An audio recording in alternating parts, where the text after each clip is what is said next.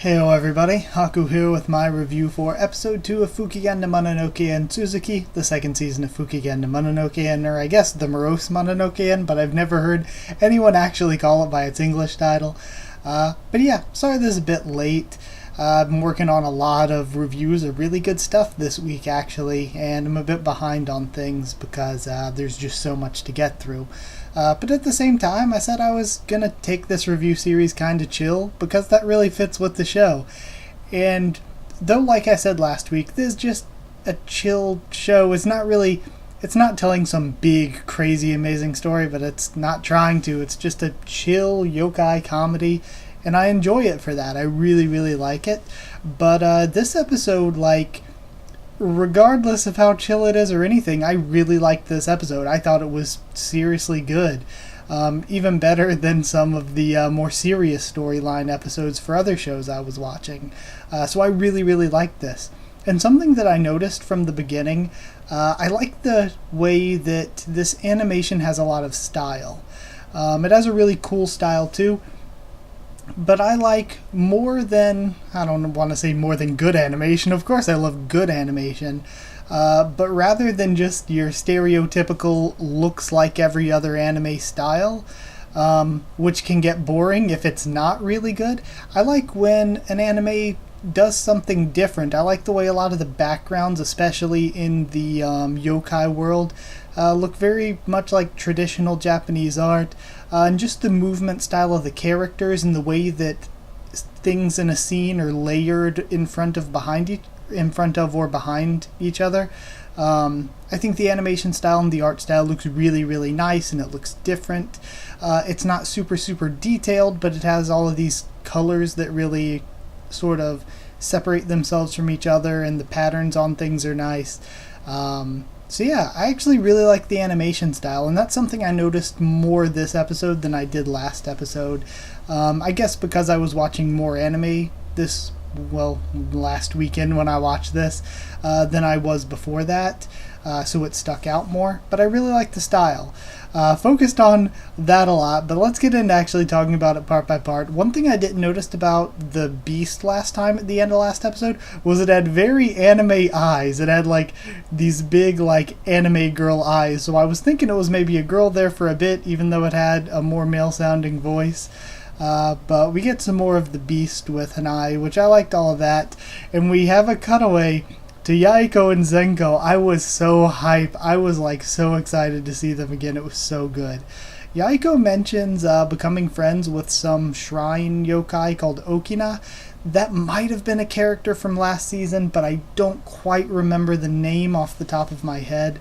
But either way, I thought it was so good. I was so happy seeing them. I love Yaiko's voice actor or actress, and the way they do Yaiko's voice, because I'm pretty sure I've heard the voice actress in a bunch of other roles, but I love the way that they do Yaiko's voice.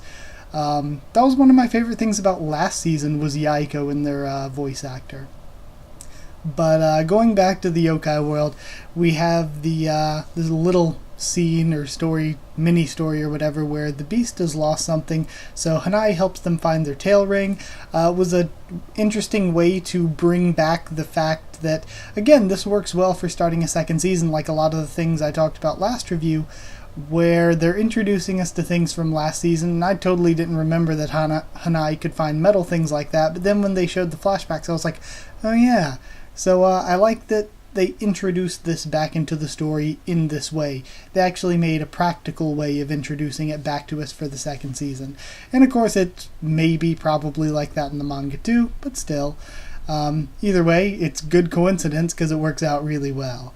I liked Puffball being very weary of the Beast throughout the episode, though. That was really good too. Then we have a flashback that was really, really funny. What was it of? Gosh, I don't remember. All I remember was we had this really good flashback. And I have it in my notes too, but I don't remember the exact things that happened in the scene. The Beast, though, mentions as they're now at the place, the birdcage or whatever, that they're an herbivore now. So presumably they weren't an herbivore before. But the Beast is Justice. That's kind of the big twist. Hanai doesn't get to figure that out, though. And I do believe that Justice is male. I mean, like most of the characters in this show, they're like Bishonen. They're like very, very pretty anime boys. So, yeah. Then we have the argument. Oh, I thought it was so good. Whenever Haruitsuki argues with Hanai, they're usually some of the funnier scenes, so I thought that scene was really funny.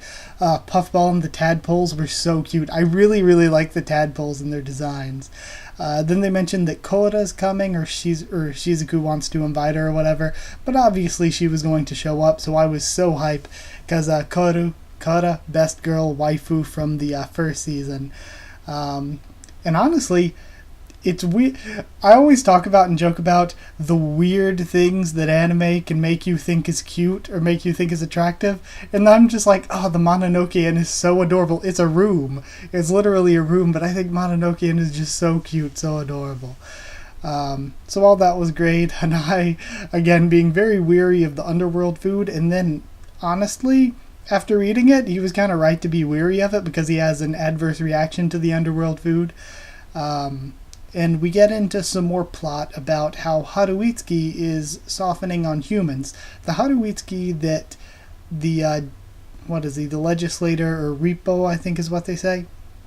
The Haruitsuki that he remembers and the one that Koda remembers has become a lot different after meeting Hanai, and the way he treats Hanai is different than the way he would treat humans in the past.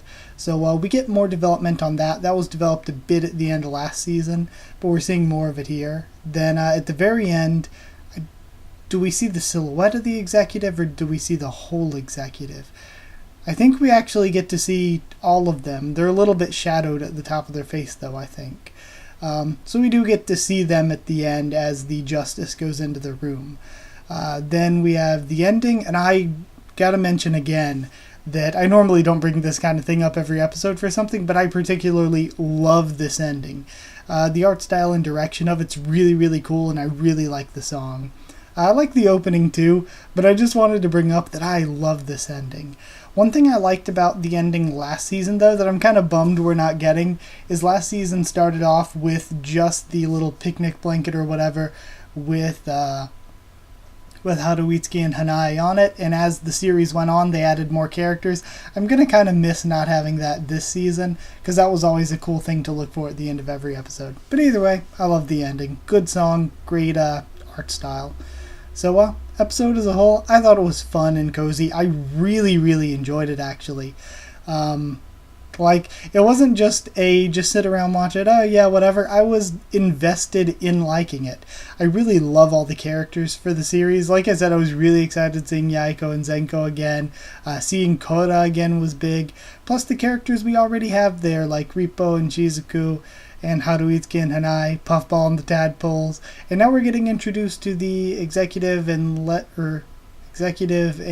Justice too. So, yeah, I love all the characters. Everyone is so adorable. Oh, I love Mononokean as well. It's just great. So, yeah, I would actually give this one 8.5 mini feasts out of 10 that they had in Mononokean, because I really, really enjoyed it. So, yeah, I guess that's it. I hope you enjoyed the video, and the episode, of course. So like if you did like the video, comment down there. Tell me what you thought of this week's episode, what you thought of my thoughts on it and all that. Subscribe for more. Fukigen and Mononoke and much more on the channel. Right now I'm covering the second core of Tensei Shitara Slime Ken and Towaru Majutsu no Index 3, as well as The Promised Neverland. Plus we have a bunch of other anime, manga, light novel stuff on the channel. So, yeah, sub for any of that if you want. Follow on Twitter if you want. I can try to keep you updated there and stuff for the channel. And if you want a link to our Discord server to talk to me or more of us on Discord, then just ask and I can give you a link. So that's it. Thank you once again for watching.